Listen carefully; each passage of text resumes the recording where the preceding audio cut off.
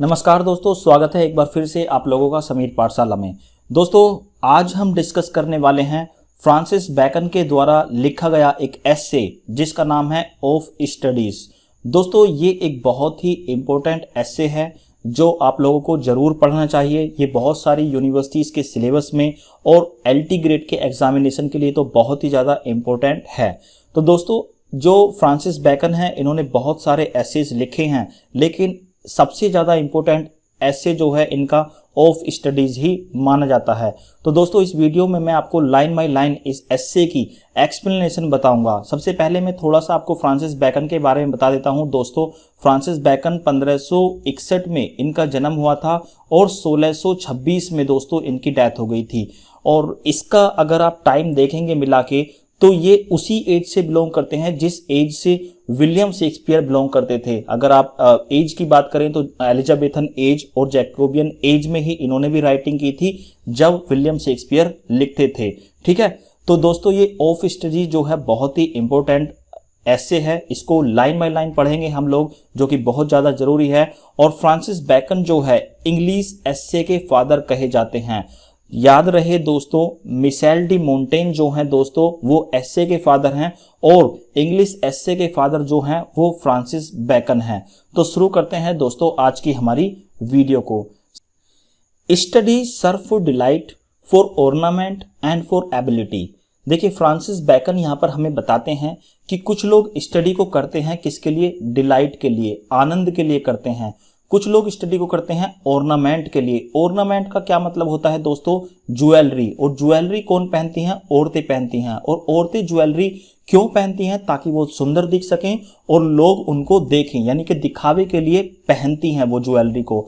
तो कुछ लोग स्टडी को किस लिए इस्तेमाल करते हैं? दिखावे के लिए इस्तेमाल करते हैं। जिस तरह से औरतें ज्वेलरी को दिखावे के लिए भी पहनती हैं, उसी तरह से कुछ लोग स्टडी को दिखावे के लिए पढ़ते हैं। एंड फॉर एबिलिटी, और कुछ लोग अपनी एबिलिटी को, अपनी योग्यता को बढ़ाने के लिए क्या करते हैं? स्टडी करते हैं। अब यहाँ पर दोस्तों इन 3 लाइनों में यहाँ पर पता चलेगा आपको कि कब हमारे लिए स्टडी जो है डिलाइटफुल होती है और कब ऑर्नामेंट होती है और कब एबिलिटी होती है। Their chief use for delight is in privateness and retiring. यहाँ पर दोस्तों फ्रांसिस बैकन हमें बताते हैं कि जो स्टडी है वो हमारे लिए डिलाइटफुल कब होती है, कब वो हमें आनंद देती है। वो देती है आनंद हमारी प्राइवेटनेस में, हमारे अकेलेपन में। जब हम अकेलापन महसूस करते हैं, यदि हम उस समय पर स्टडी करें तो वो हमें क्या देगी? आनंद देगी। एंड रिटायरिंग, रिटायरिंग का मतलब यहाँ पर है दोस्तों जब आपने अपनी जिंदगी के सारे जिम्मेदारी भरे काम खत्म कर लिए हैं, अब आपके पास कोई काम नहीं है, तब आप स्टडी करें। जब आपके ऊपर कोई भी एग्जाम का बर्डन ना हो, जब आपके ऊपर जिंदगी में कोई भी जिम्मेदारी का बर्डन ना हो, तब आप स्टडी करें। तो आपके लिए वो क्या होगी? डिलाइटफुल होगी। फॉर ऑर्नामेंट, और ये स्टडी जो है दिखावे के लिए कब इस्तेमाल करते हैं लोग? Is in discourse. डिस्कोर्स का दोस्तों यहाँ पर मतलब है बातचीत के दौरान, वार्ता के दौरान। जब कोई आदमी बात करता है किसी इंसान से तो वो अपने आप को एजुकेटेड दिखाने की कोशिश करता है। जो पढ़ा लिखा इंसान होता है वो ऐसे ऐसे शब्दों का इस्तेमाल करेगा, भारी भारी शब्दों का इस्तेमाल करेगा जो सामने वाले को शायद पता भी ना हो। तो वो कभी कभी ऐसे शब्दों का इस्तेमाल करके क्या दिखाना चाहता है कि वो ज़्यादा पढ़ा लिखा है और वो दिखावा करना चाहता है अपनी एजुकेशन का। एंड फॉर एबिलिटी, और जो स्टडी है उसमें हम एबिलिटी कैसे अपनी बढ़ाते हैं या फिर कैसे उसकी योग्यता का हम इस्तेमाल करते हैं? Is in the judgment and disposition of business. हम उसका इस्तेमाल करते हैं दोस्तों जजमेंट लेने के लिए, क्या चीज़ सही है, क्या चीज़ गलत है, किस चीज़ में हमें सही समझ के क्या डिसीजन लेना चाहिए, किस चीज़ में हमें उसे गलत समझ के क्या डिसीजन लेना चाहिए। ये सारी एबिलिटी हमें कहाँ से मिलती है दोस्तों? स्टडीज से मिलती है। एंड डिस्पोजिशन ऑफ बिजनेस, और बिजनेस का किस तरह से बंटवारा करना है, ये चीज़ें भी हमें कहाँ से सीखने को मिलती हैं? स्टडी में सीखने के लिए मिलती हैं। और अपने बिजनेस को कैसे आगे बढ़ाना है, मान लीजिए आप कोई बिजनेस रन करते हो तो आपका दिमाग हमेशा ऐसे ही चलेगा कि आप अपने बिजनेस को कैसे आगे ले जा सकते हो। तो आप ऐसे डिसीजंस लेंगे, ऐसे जजमेंट लेंगे जो आपके बिजनेस के लिए भी ठीक हो और आपके जो एम्प्लॉय हैं वो उनके लिए भी बेनिफिशियल हों तो आप ऐसे डिसीजंस को लेंगे। और ऐसे डिसीजंस की एबिलिटी आपको कहां से मिलती है दोस्तों? स्टडी के द्वारा मिलती है। बढ़ते हैं दोस्तों आगे। Expert man can execute. जो एक्सपर्ट लोग होते हैं, एग्जीक्यूट का मतलब होता है दोस्तों परफॉर्म करना या कोई भी चीज इंप्लीमेंट करना। जो एक्सपर्ट लोग होते हैं वो अच्छी तरह से जानते हैं कि किस स्थिति को कैसे हैंडल करना है, वो किसी भी परिस्थिति से कैसे हैंडल करना है, उसको किस तरह से उस स्थिति में परफॉर्म करना है। एजुकेटेड लोग इस चीज को भली भांति जानते हैं। एंड परहैप्स, और शायद ही, जज फॉर पर्टिकुलर्स। मान लीजिए एक 10 लोगों का ग्रुप है और 10 के 10 लोग वो अलग अलग फील्ड में क्या हैं, वो एजुकेट हैं, ठीक है। उन लोगों को अलग अलग फील्ड की नॉलेज है। जो लोग इंजीनियर हैं वो इंजीनियर से डिसीजन लेंगे, जो लोग फार्मिंग से हैं वो फार्मिंग के डिसीजन लेंगे, जो लोग मेडिकल साइंस से हैं वो मेडिकल के डिसीजन लेंगे। वो 1 बाय 1 करके अलग अलग क्षेत्र के डिसीजन लेते रहेंगे। जो लोग जिस चीज में एक्सपर्ट है वो उसी का डिसीजन लेगा, लेकिन जो फाइनल में कंक्लूजन निकल के आएगा, द जनरल काउंसिल्स, उनका जो डिसीजन होगा वो ऐसा होगा जो सभी लोगों के लिए बेनिफिशियल होगा। मान लीजिए कोई आदमी फार्मर है, अगर मैं उससे कहूं कि आप मुझे बताओ कि एक डॉक्टर को कौन सी पढ़ाई करनी चाहिए, तो वो कहां से बता पाएगा? वो ये सब अच्छे से बता पाएगा कि हमें खेत में कौन सा बीज सही बोना है। तो जो इंसान जिस प्रोफेशन से है उससे उसी तरह के क्वेश्चंस करने चाहिए और उसी तरह के डिसीजंस लेने चाहिए। तो सब लोगों के जो डिसीजन हैं मिलके ऐसा डिसीजन एक लिया जाना चाहिए जो सभी लोगों के लिए क्या हो, बेनिफिशियल हो। And the plots and marshalling of affairs come best from those that are learn. और जो किसी भी तरह के जो अफेयर्स हैं, मतलब मैटर्स हैं या कोई भी इशू है, उनकी मार्शलिंग का मतलब क्या होता है दोस्तों? किसी चीज को हैंडल करना, ऑर्गेनाइज करना या फिर दोस्तों अरेंज करना। कोई भी चीज, किसी भी तरह के इशू हैं उनको किस तरह से हैंडल करना है, किस तरह से अरेंज करना है। इस तरह के जो बेस्ट डिसीजंस आते हैं निकल के, वो कहां से आते हैं? Come from those who are learn. Educated person जो होते हैं उन्हीं से इस तरह के डिसीजंस जो हैं हम लोगों के पास आते हैं। बढ़ते हैं दोस्तों आगे। To spend too much time in studies is sloth. यहां पर दोस्तों फ्रांसिस बैकन कहते हैं कि ज्यादा टाइम भी स्टडी में गुजारना क्या हो जाता है? स्लोथ हो जाता है, मतलब आलसी बना देता है एक इंसान को। तो यहाँ पर दोस्तों आप लोगों से कभी कभी एग्जाम में ऐसा पूछ लिया जाता है कि ये लाइन आपको दे दी और ये स्लोथ वर्ड यहाँ पर लेजी ऑप्शन में दे दिया या फिर और कोई इसका सिनोनिम दे दिया। तो यहाँ पर स्लोथ वर्ड है जो लेजीनेस के लिए इस्तेमाल किया गया है। ज्यादा टाइम स्पेंड करना स्टडी में भी आपको क्या बना देता है? लेजी बना देता है। To use them too much for ornament is affectation. और यदि आप अपनी स्टडी का जरूरत से ज्यादा दिखावा करोगे तो वो क्या हो जाएगा? अफेक्टेशन हो जाएगा। अफेक्टेशन का क्या मतलब होता है दोस्तों? ढोंग लगेगा कि आप पढ़े लिखे तो हो लेकिन अपनी स्टडी का इतना ज्यादा दिखावा कर रहे हो कि वो ढोंग लगने लगा है। To make judgment wholly by their rules is the humour of a scholar. और कोई भी जजमेंट यदि लेना हो आपको और उस जजमेंट को आप किताबों के ज्ञान के बेस पर ही लें तो वो एक स्कॉलर के लिए क्या बन जाएगा? सनक बन जाएगा, उसके लिए हंसी का कारण बन जाएगा। ठीक है दोस्तों, ये उसको ऐसा नहीं करना चाहिए। कोई भी जजमेंट जो है वो किताबों के बेस पर नहीं लेना चाहिए। ठीक है, बढ़ते हैं दोस्तों आगे। They perfect nature and are perfected by experience. देखिए दोस्तों यहां पर दे का इस्तेमाल हुआ है और दे का इस्तेमाल किस लिए हुआ है दोस्तों? स्टडीज के लिए हुआ है, अध्ययन के लिए हुआ है। कोई भी अध्ययन तभी परफेक्ट हो सकता है जब हम उसे एक्सपीरियंस के द्वारा परफेक्ट बनाएं। मान लीजिए आपने किताबों से बल्ब बनाना सीख लिया और आपको उसके बनाने की विधि जो है पूरी पता है, लेकिन आपने जब तक उसे बनाकर नहीं देखा तब तक आप परफेक्ट नहीं हो सकते। तब तक आपका वो किताबी ज्ञान ही रहेगा। लेकिन जब आप उसका एक्सपीरियंस करेंगे, जब आप उस बल्ब को बनाने लगेंगे तो आपकी जो स्टडी है वो बिल्कुल परफेक्टेड कहलाएगी, वो बिल्कुल पूर्ण कहलाएगी, पूरी स्टडी कहलाएगी। तो तब तक आपकी स्टडी अधूरी होती है जब तक आप उसे अपनी लाइफ में एक्सपीरियंस ना कर लें। For natural abilities are like natural plants that need pruning.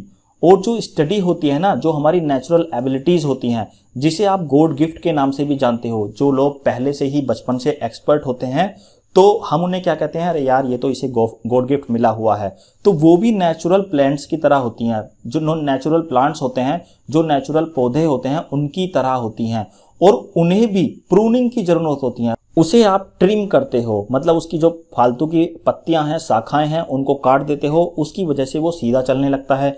Time to time उसको खाद देते हो आप, टाइम टू टाइम उसको पानी देते हो आप, तो उसकी क्या करते हो, देख रेख करते हो, जिसकी वजह से वो और भी ज्यादा अच्छा हो जाता है। उसी तरह से जो भी गुण, जो भी गॉड गिफ्ट आपको मिला हुआ है, आपको जानना चाहिए कि हमें उसे किस दिशा में इस्तेमाल करना है, और उसे और भी ज्यादा हम परफेक्ट कैसे बना सकते हैं, कैसे उसमें हम ज्यादा प्रोफिशिएंसी को लेके आ सकते हैं। और ऐसा किस तरह से पॉसिबल है, बाय स्टडी, पढ़ाई के द्वारा, अध्ययन के द्वारा ही पॉसिबल है ऐसा। And studies themself do give forth directions too much at large. और जो स्टडी है वो हमें दिशा निर्देश देती है, वो बताती हैं हमें किस तरफ हमें जाना चाहिए, किस दिशा में हमें जाना चाहिए, टू मच एट लार्ज। लेकिन वो सारी चीजें हमारे लिए काफी नहीं है। क्यों काफी नहीं है? Except they be bounded by experience, क्योंकि वो जो चीजें, जो किताबों से हम लोगों ने ज्ञान लिया है ना, वो काफी नहीं होता। वो काफी तब होता है जब तक हम उसे एक्सपीरियंस ना कर लें। अगर हम एक्सपीरियंस भी कर लें उस किताब के ज्ञान को, तो वो क्या बना देगा, हमें संपूर्ण कंप्लीट नॉलेजेबल पर्सन बना देगा, जिसको पूरी नॉलेज हो। ठीक है, तो ये किताबों का ज्ञान तब तक अधूरा है जब तक हम उसे अपनी लाइफ में, व्यावहारिक जीवन में उसका एक्सपेरिमेंट ना कर लें। Crafty man condemn studies. देखिए दोस्तों, यहां पर फ्रांसिस बैकन बताते हैं कि जो लोग होते हैं वो स्टडी का इस्तेमाल किस तरह से करते हैं। तो वो कहते हैं क्राफ्टी मैन कंडम स्टडीज। जो क्राफ्टी मतलब चालाक लोग होते हैं, वो स्टडी की क्या करते हैं, निंदा करते हैं। मान लीजिए आपके दो फ्रेंड हैं, वो भी बीएड हैं और आप भी बीएड हो, तो वो क्या कहते हैं आपसे कि अरे यार क्या कर लिया हम लोगों ने बीएड करके, कहीं तो जॉब मिल नहीं रही है। लेकिन जैसे ही टीजीटी, पीजीटी, एलटी ग्रेड के फॉर्म आए, उन्होंने आप लोगों को बताया तक नहीं, और क्या किया, फॉर्म डाल दिया। पहले तो वो पढ़ाई की स्टडी करते थे और उनकी जॉब भी लग गई और आप देखते रह गए। तो क्राफ्टी मैन, वो चालाक लोग हैं। चालाक लोग कैसे होते हैं, वो स्टडी की बुराई करते हैं लेकिन मौका आने पर उसका इस्तेमाल जरूर करते हैं। वो चाहते हैं कि सामने वाला व्यक्ति कोई उनकी बराबरी ना कर ले, कोई उन तक पहुंच ना जाए, इसीलिए उन्हें क्राफ्टी मैन यहां पर कहा गया है। Simple man admire them. और जो सिंपल मैन होते हैं, कॉमन मैन होते हैं, वो स्टडी को क्या करते हैं, स्टडी की प्रशंसा करते हैं, तारीफ करते हैं। And wise man use them. और जो बुद्धिमान लोग होते हैं ना, वो स्टडी का अपनी जिंदगी में, असल जिंदगी में क्या करते हैं, इस्तेमाल करते हैं। चाहे उनको नौकरी मिले, चाहे उनको नौकरी ना मिले। अगर उनको नौकरी नहीं मिलती, वो किसी बिजनेस में अपनी स्टडी का इस्तेमाल करते हैं। तो ऐसा नहीं है कि आप नौकरी पाने के लिए ही स्टडी करो। वो स्टडी आपको हर एक जगह पर, जहां पर भी आप जाओगे, वो आपको बेनिफिट देगी। कभी ना कभी वो आपको प्रूव करेगी कि जो आपने पढ़ा है वो आपके लिए बेनिफिशियल है। For they teach not their own use but that is a wisdom without them. और कोई भी इंसान किसी भी स्टडी को, किसी भी प्रोफेशन में जाना चाहता है, वो स्टडी अपने लिए ही नहीं करता।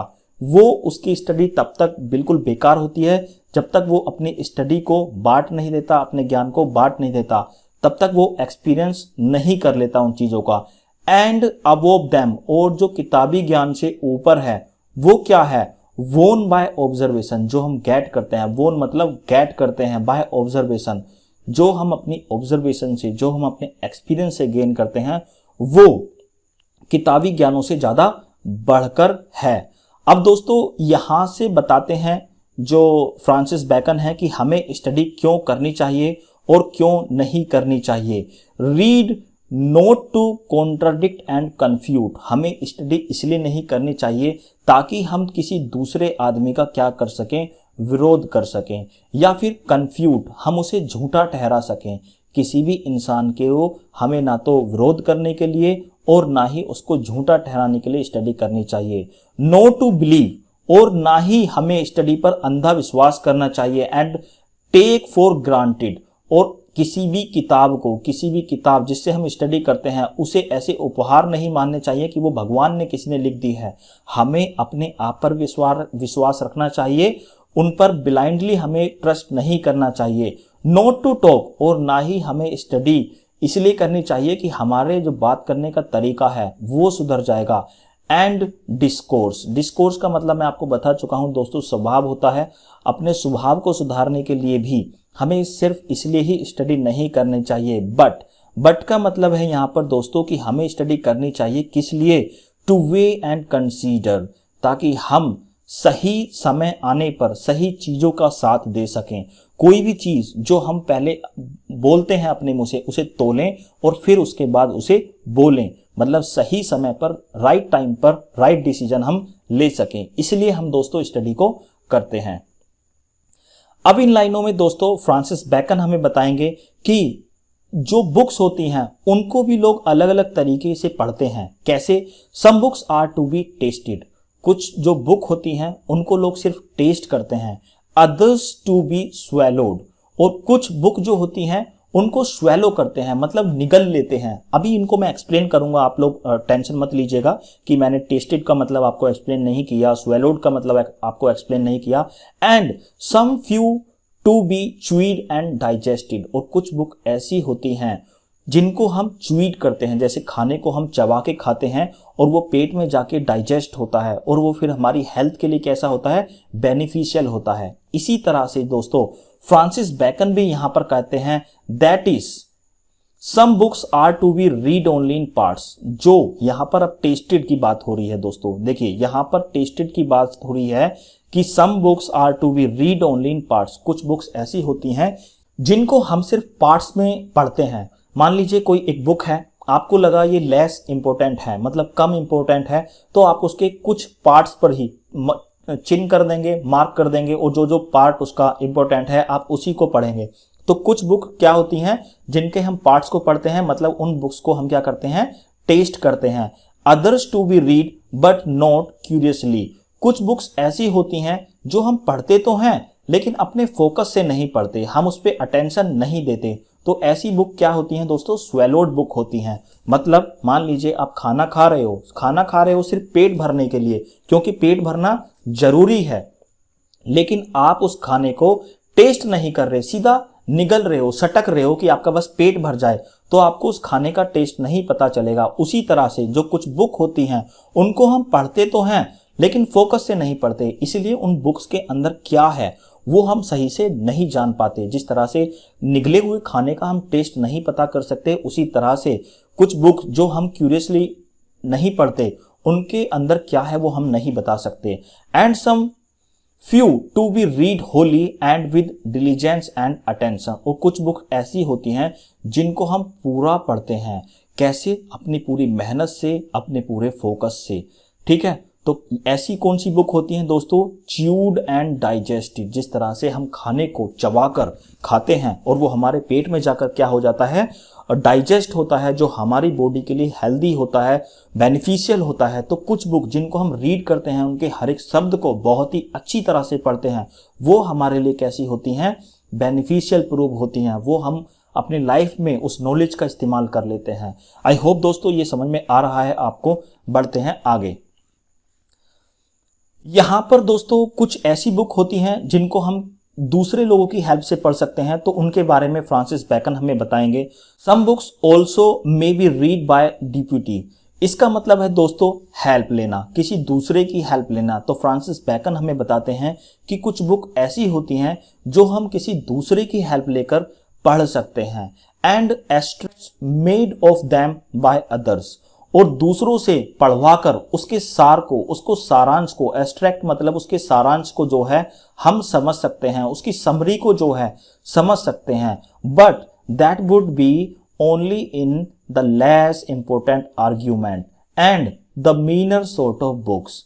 ऐसा जो स्थिति होती है जो हम दूसरे लोगों से पढ़वा सकते हैं और उनसे उसका मीनिंग को समझ सकते हैं, वो ऐसा कौन सी किताबों के साथ होता है जो हमारी जिंदगी में लेस इंपॉर्टेंट आर्ग्यूमेंट, मतलब जो ज़्यादा वैल्यू नहीं रखती हैं और जिनका मीन हमारे लिए क्या होता है, बहुत कम होता है, जो हमारे लिए ज़्यादा वैल्यूएबल नहीं होती। Else distilled books are like common distilled water. और जो कुछ बुक ऐसी होती हैं दोस्तों, जिस तरह से पानी होता है जिसके अंदर कोई भी गुण नहीं होता, उसी तरह से दोस्तों कुछ ऐसी बुक्स होती हैं, किताबें होती हैं, डिस्टिल्ड बुक होती हैं, जिनसे हमें ज्ञान नहीं मिलता, जो सिर्फ हम मजे के लिए, डिलाइट के लिए पढ़ते हैं। ये ऐसी बुकों को क्या बुलाते हैं दोस्तों? फ्रांसिस बैकन फ्लैशी थिंग्स बुलाते हैं। ठीक है, बढ़ते हैं दोस्तों आगे। इन लाइनों में दोस्तों आपको पता चलेगा कि रीडिंग से, बातचीत से या फिर लिखने से, मतलब जो स्टडी वाली चीजें होती हैं उनसे एक इंसान को क्या बेनिफिशियल होता है। अगर वो इंसान ज्यादा नहीं करता है उन चीजों को, जैसे रीडिंग को, राइटिंग को या फिर बातचीत को ज्यादा नहीं करता है, अपनी स्टडी का प्रयोग इन चीजों में नहीं करता है, तो उस स्थिति में इंसान को क्या करना चाहिए? Reading makes a full man. जो रीडिंग होती है वो फुल मैन बनाती है। फुल मैन का यहाँ पर दोस्तों क्या मतलब है? मान लीजिए आप किसी प्रोफेशन में हैं, आप इंजीनियर बनना चाहते हैं, आप एक सॉफ्टवेयर इंजीनियर बनना चाहते हैं, आपने पूरी कंप्यूटर में स्टडी कर ली है किस तरह से सॉफ्टवेयर्स को डेवलप किया जाता है, आपने पूरा वो पढ़ लिया है, बस आपको प्रैक्टिकल नॉलेज की जरूरत है। तो रीडिंग जो है, स्टडी जो है, आपको फुल मैन बनाती है, आपको अपने प्रोफेशन की, अपने फील्ड की पूरी जानकारी देती है, इसलिए वो आपको क्या बनाएगी? फुल मैन बनाएगी। कॉन्फ्रेंस ए रेडी मैन। कॉन्फ्रेंस का मतलब है दोस्तों बातचीत करना। जो बातचीत करना होता है वो आपको क्या बना देगा? हाजिर जवाब बना देगा। आप उससे कुछ भी पूछ लीजिए, जो हाजिर जवाब लोग होते हैं उनसे आप कुछ भी पूछ लीजिए, उनके पास आंसर हो या ना हो, लेकिन वो जो भी कुछ बोलेंगे बड़े ही कॉन्फिडेंस के साथ बोलेंगे। उनके आंसर में चाहे वो गलती हो, एक कॉन्फिडेंस झलकेगा। तो जो बातचीत है, कॉन्फ्रेंस है, आपको हाजिर जवाब बना देती है। And writing an exact man. और जो राइटिंग है, जो लिखना होता है, वो क्या बना देगी? आपको एग्जैक्ट बना देगी, आपकी एक्यूरेसी को जो है वो बढ़ा देगी। मान लीजिए कोई किताबों से आप चीज पढ़ रहे हैं, कोई लेसन पढ़ रहे हैं और उस लेसन को आपने लिख के नहीं देखा, तो हो सकता है आप उसमें लिखते समय स्पेलिंग मिस्टेक करें। यदि आप उसे पहले ही लिख के देखेंगे तो वो क्या बना देगा? आपको एग्जैक्ट बना देगा, आपकी एक्यूरेसी को जो है वो बढ़ा देगा। And therefore if a man right little. अगर कोई एक ऐसा इंसान है जो कम लिखता है, यहां पर फ्रांसिस बैकन बताते हैं कि कोई इंसान कम जो लिखता है उसको क्या करना चाहिए? ही हैड नीड, उसे आवश्यकता है, हैव ए ग्रेट मेमोरी, उसको बहुत ही अच्छी याददाश्त रखने की आवश्यकता है, उसे चीजों को याद रखना चाहिए, क्योंकि उसने कोई भी चीज प्रैक्टिस तो की नहीं है, लिखकर तो उसे देखा नहीं है, तो उसे अपनी याददाश्त को इतना अच्छा बनाना चाहिए ताकि उसको जब भी वो शब्द लिखना पड़े उसकी स्पेलिंग उसे याद हो। ठीक है। इफ ही कन्फर लिटिल, यदि कोई इंसान जो है बातचीत करता है, उस स्थिति में क्या उसे करना चाहिए? ही हैड नीड, उसे आवश्यकता है क्या करने की? हैव ए प्रेजेंट विट, उसे आवश्यकता है अपनी विट की, अपनी बुद्धि को प्रेजेंट करने की। मान लीजिए आप किसी डिस्कशन में बैठे हुए हो और सब लोग वहां पर बात कर रहे हैं, सब लोग बातचीत कर रहे हैं, अपने अपनी नॉलेज का प्रदर्शन कर रहे हैं, लेकिन जो आदमी बातचीत कम करता है, वो कम शब्द बोलता है, लेकिन उसकी बातों का इतना गहरा मीनिंग होता है जो सभी लोगों को उनको चुप कर देगा, बाकी लोगों को चुप कर देगा। दोस्तों ऐसा जो राइटिंग स्टाइल है वो फ्रांसिस बैकन का अपना खुद का राइटिंग स्टाइल है। वो बहुत कम शब्दों में बहुत बड़ी बात कह देते हैं। ये एस्से इसीलिए बहुत ही फेमस है क्योंकि इन्होंने बहुत सारी बातें बहुत ही कम शब्दों में कह दी हैं। बहुत सारी चीजें आपको देखने के लिए इस एस्से के अंदर मिलेंगी। And if he read little, अगर वो बहुत कम पढ़ता है, उस स्थिति में इंसान को कैसा होना चाहिए? ही हैड नीड, उसे आवश्यकता है, हैव मच कनिंग, उसको क्या बनने की आवश्यकता है? बहुत ही चालाक बनने की आवश्यकता है यदि वो स्टडी कम करता है। ऐसा क्यों है? To seem to know that he doth not, वो हर एक चीज में उसको ऐसा दिखाना चाहिए कि वो चीज उसने पढ़ी हुई है, वो चीज पहले से ही वो जानता है। मान लीजिए आप किसी स्टूडेंट से कोई क्वेश्चन करते हैं और वो स्टूडेंट जो है उस चीज के बारे में नहीं जानता, लेकिन उसे अपने आप को इतना चालाक दिखाना चाहिए कि वो ये दिखा सके कि मैं इस आंसर को जानता हूं। कोई भी इंसान है, कहीं पे भी किसी भी फील्ड में चले जाइए, आपको कोई चीज नहीं पता तो आप कॉन्फिडेंस के साथ कहिए कि मुझे पता है ये चीजें। तो आपको रीडिंग अगर कम करते हैं तो आपको कनिंग बनना चाहिए, चालाक बनना चाहिए, ताकि आप लोगों से आगे जाकर भी झूठ बोल सको। आप लोगों को इतना चालाक बनना चाहिए, अपने आप को दिखा सको कि हम ये सारी चीजें कर सकते हैं, हमारे अंदर ऐसी एबिलिटी है। अब यहां पर दोस्तों सब्जेक्ट्स की बात यहां पर कुछ की है। जो सब्जेक्ट होते हैं हम लोग पढ़ते हैं कि कौन सा सब्जेक्ट हमें क्या बेनिफिट देता है। हिस्ट्रीज, जो हिस्ट्री है वो क्या बनाती है, एक इंसान को वाइस बनाती है, बुद्धिमान बनाती है। मान लीजिए कि आप किसी ऐसे इंसान से मिले जिसे हिस्ट्री के सारे फैक्ट पता हैं, तो आप उसे क्या कहोगे, यार बहुत बुद्धिमान है, इसे सारी की सारी हिस्ट्री रटी पड़ी है, इससे कुछ भी पूछ लो ये सब बता देगा आपको। पोएट्स क्या बनाते हैं दोस्तों, आपको विटी बनाते हैं। पोएट्स आपको इमेजिनेशन में जीना सिखा देते हैं।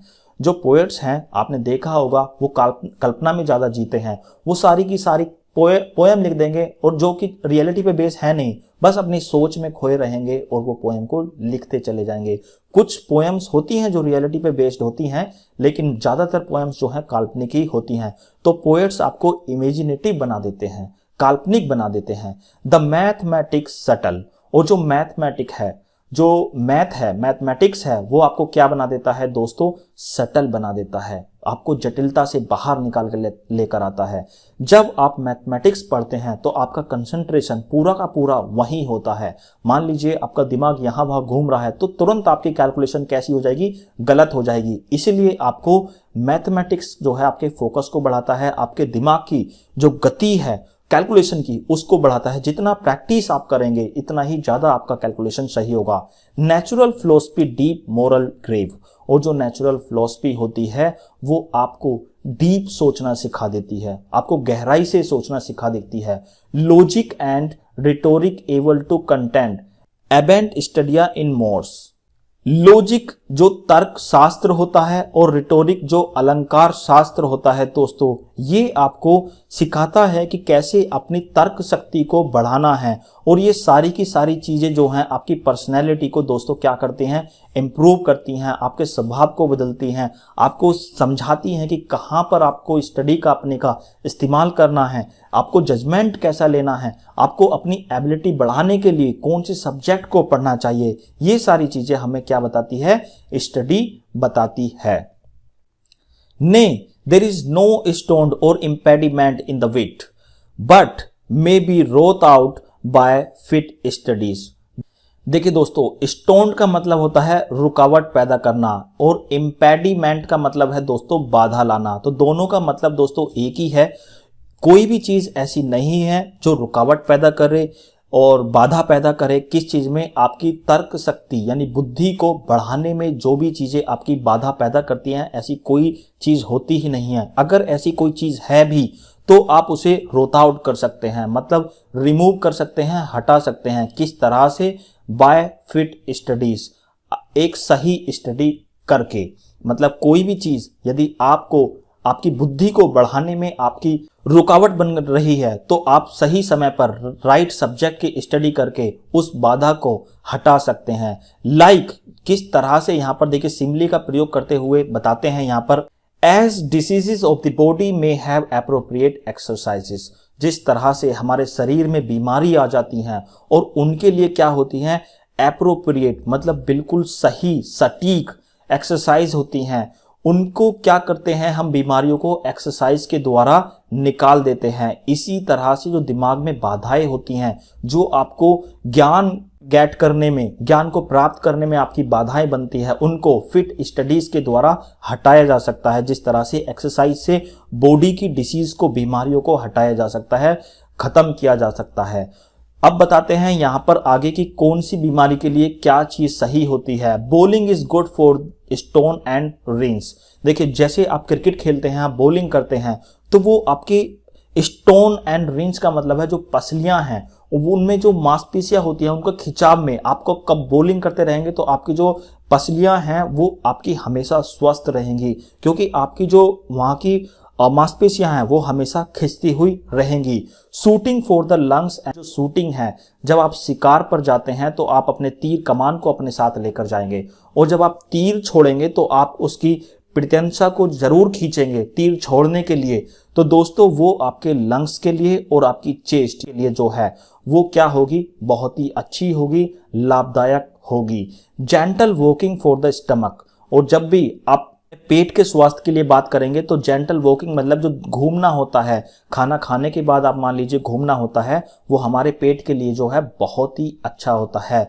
राइडिंग फॉर दी हेड, और जो राइडिंग है, घुड़सवारी है, वो हमारे सर के लिए अच्छी होती है। उसमें हमारे सर की जो है एक्सरसाइज हो जाती है। जनरली हमारे सर की ज़्यादा कोई एक्सरसाइज होती नहीं है, लेकिन जब हम राइडिंग करते हैं, घुड़सवारी करते हैं, तो उसमें हमारे सर की जो नसें होती हैं उनकी भी एक्सरसाइज हो जाती है। तो राइडिंग जो है सर के लिए जो है बहुत अच्छी होती है। एंड द लाइक, और भी बहुत सारी चीज़ें हैं जो हमारे एक्सरसाइज होती हैं और जो हमारी बॉडी में जो भी डिसीज़ हैं, जो भी बीमारियां हैं, वो उनसे हटाई जा सकती हैं, रिमूव की जा सकती हैं। इसी तरह से हमारी जो बुद्धि में तेज करने में जो बाधाएं होती हैं वो फिट स्टडी के द्वारा, सही स्टडी के द्वारा हटाई जा सकती हैं।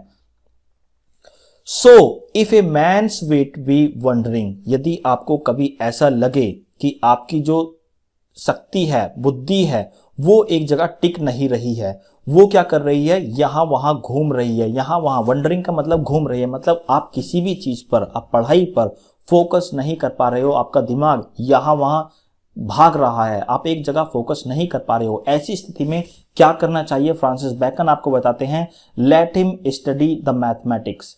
उस स्थिति में आप लोगों को क्या करना चाहिए, मैथमेटिक्स को स्टडी करना चाहिए। क्यों ऐसा उन्होंने बोला है, क्योंकि अगर आप मैथमेटिक्स पढ़ेंगे और आपका दिमाग यहां वहां जाता है तो आपकी जो कैलकुलेशन है वो तुरंत गलत हो जाएगी। For in demonstration if his wit be called away never so little he must begin again. यदि ऐसा होता है कि उसने ये सारी चीजें करके देख ली, उसने ये मैथमेटिक्स का इस्तेमाल भी करके देख लिया, फिर भी उसकी विट्स जो है, उसकी जो बुद्धि है वो एक जगह नहीं टिक रही, तो ऐसा नहीं है। एक बार में अगर ऐसा नहीं हो रहा तो आप उसे दोबारा से स्टार्ट कीजिए, उसको एक बार फिर से ऐसा ट्राई करना चाहिए, और दूसरी बार में उसको जब उसकी कैलकुलेशन गलत हो जाएगी, उसका फॉर्मूला गलत लगेगा वहां पर, तो उसको अपना दिमाग लगाना ही पड़ेगा, तभी उसका मैथमेटिक्स, तभी उसकी कैलकुलेशंस जो हैं वो सही बैठेंगी। If his wit be not apt to distinguish or find differences, मान लीजिए दो चीजें हैं और कोई इंसान उनके बीच में डिफरेंस नहीं निकाल पा रहा है, तो उस समय में उसे क्या करना चाहिए, let him study the schoolmen for they are सिमनी सेक्टर्स। तो उस समय में उसको कैसे लोगों को स्टडी करना चाहिए, स्कूल मैन को स्टडी करना चाहिए। अब ये स्कूल मैन दोस्तों कौन है, ये स्कूल मैन जो हैं मेडिवल पीरियड के टीचर हैं, जो बहुत ही गहराई में जाकर चीज़ों को स्टडी करते थे, उनके बीच में क्या डिफरेंसेस हैं, जैसे कि होमोफोन्स हैं, उनमें उनके साउंड की, उनकी स्पेलिंग की जो सिमिलैरिटी है उनको देखते हैं और फिर उनके डिफरेंस को निकालते हैं। ऐसे स्कॉलर्स को आप लोगों को स्टडी करना चाहिए यदि वो दो चीज़ों के अंदर डिफरेंसेस को नहीं देख पाता है। तो बढ़ते हैं दोस्तों आगे। ये हैं दोस्तों इस एस्से की लास्ट लाइनें कुछ, इसके बाद दोस्तों हम इस एस्से को कवर कर लेंगे। आई होप जो भी चीज़ें मैंने आपको पढ़ाई हैं वो आपको समझ में आई हैं। If he be not apt to beat over matters and to call up one thing to prove and illustrate another, let him study the lawyers case. यदि कोई इंसान ऐसा है जो अपने मैटर्स को, मतलब अपने इश्यूज को वो सोल्व नहीं कर सकता, उसकी विट जो है उसका इतना भी साथ नहीं दे रही है कि वो अपने जो मैटर्स हैं उनको सोल्व नहीं कर सकता, तो उसको क्या करना चाहिए, जिस तरीके से वो उस मैटर को सोल्व करने की कोशिश कर रहा है उसको छोड़कर दूसरे तरीके से उस मैटर को सोल्व करना चाहिए। कैसे, इस चीज के लिए उसे क्या करना पड़ेगा, late him study the lawyers case. इस चीज के लिए उसे वकीलों के केस को स्टडी करना पड़ेगा, उसमें देखना पड़ेगा कि किस तरीके से जो लॉयर्स होते हैं, जो वकील लोग होते हैं, एक ही बात के 2, 3, 4 मीनिंग निकाल लेते हैं। यदि उनको लगता है कि उनका केस में इस स्टेटमेंट से स्ट्रोंग नहीं होगा उनका केस, तो वो क्या करेंगे, उसी स्टेटमेंट का दूसरा मीनिंग निकाल लेंगे। वो कहेंगे कि नहीं नहीं जज साहब, मेरे कहने का मतलब ये नहीं था, मेरे कहने का मतलब कुछ और था, और वो उसी स्टेटमेंट का कुछ ऐसा मतलब निकालेंगे जो उनके केस से भी रिलेट करे और उनके लिए बेनिफिशियल भी हो। तो उसको स्टडी करने चाहिए लॉयर्स के केसों को। So every defect of the mind में हैव ए स्पेशल रिसीप्ट। कोई भी डिफेक्ट हो माइंड का, वो हमारा सोल्व किया जा सकता है एक स्पेशल स्टडी के द्वारा। आई होप दोस्तों आप लोगों को ये ऐसे समझ में आया है। मिलते हैं अगले वीडियो में, तब तक के लिए जय हिंद।